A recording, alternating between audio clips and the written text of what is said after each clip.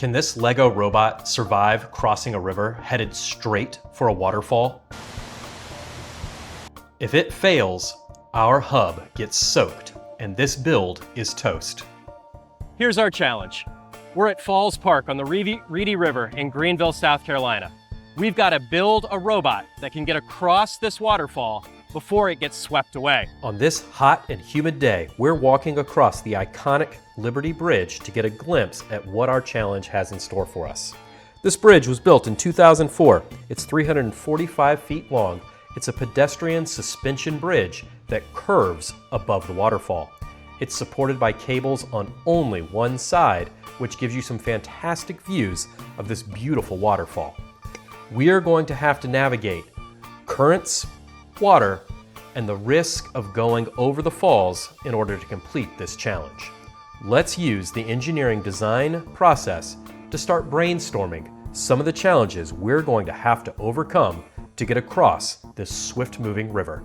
I'm Preston with Sprattronics Learning Lab, and if you love making awesome robots and seeing engineering to solve challenges, be sure to follow our channel, Sprattronics, and subscribe so that you don't ever miss any of our challenges, any of our builds, or any of these fantastic Lego robots. We have 4 big challenges with this. We've been doing some brainstorming, and our first challenge is how do we make our Legos float? Legos tend to sink in water. How are we going to keep this build up above the water? Legos tend to sink in water. Not fair, this character's wearing a life jacket. Let's get this out of here and try to prove my point with some regular bricks. Legos tend to sink in water. These have to sink. Okay, maybe not. Legos tend to sink in water. Finally, my point is proven. Now that we've shown that Legos sink and we have to overcome that, here's how we're going to make our robot float on water.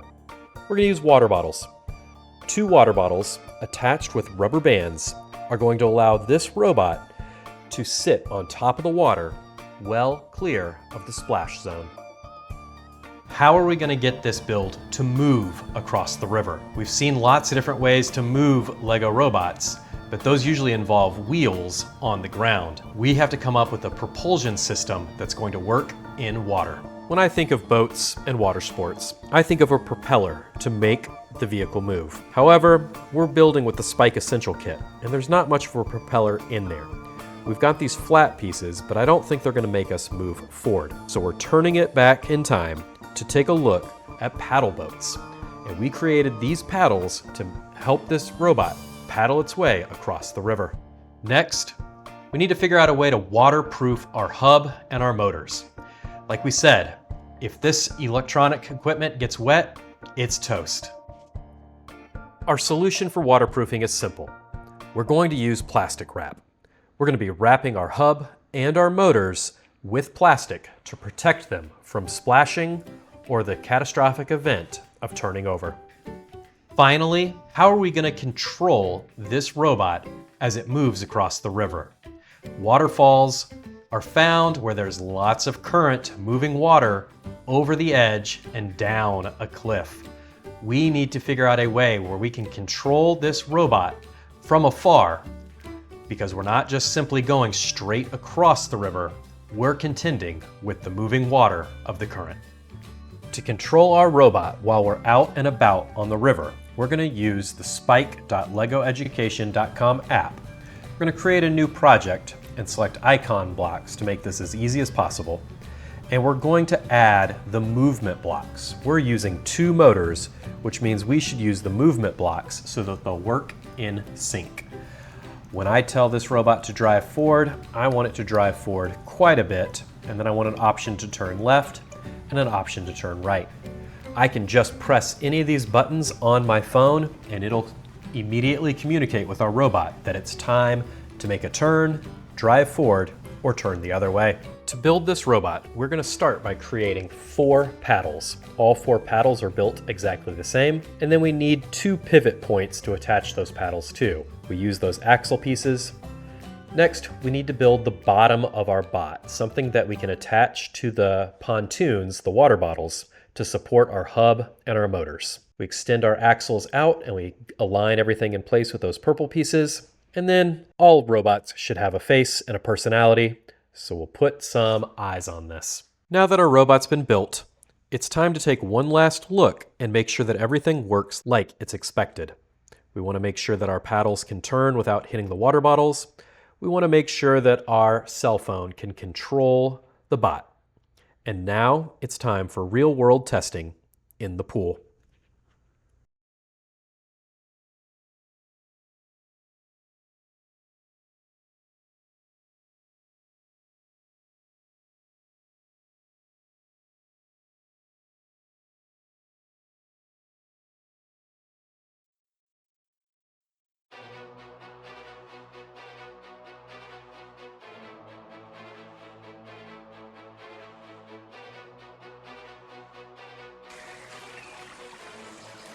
After our successful test in the pool, we're ready to challenge the Reedy River and try to make it across without getting swept over the waterfalls. After connecting our robot, we're ready to head across the river.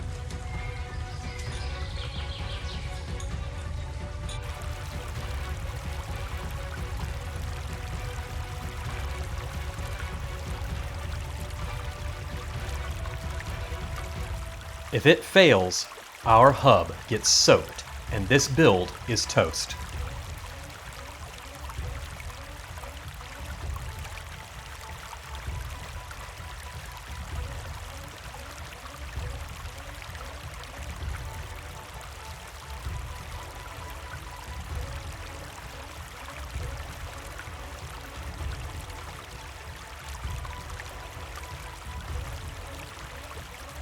We're fighting to get out of the current to continue across the river.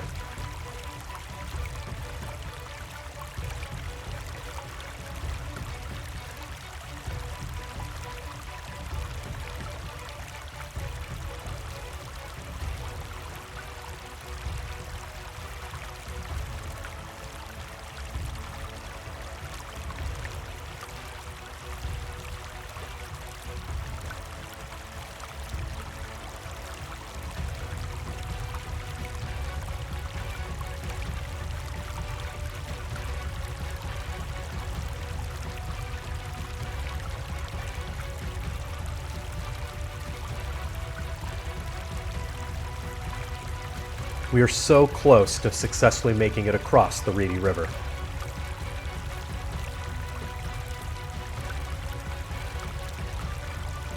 And we've done it. We've touched the other side, but splash. Our robot has flipped at the last second. We've got to get it back into the house and onto some dry rice to try to save this hub and this battery. Luckily, by putting it into a bag of rice so quickly, this hub still works flawlessly.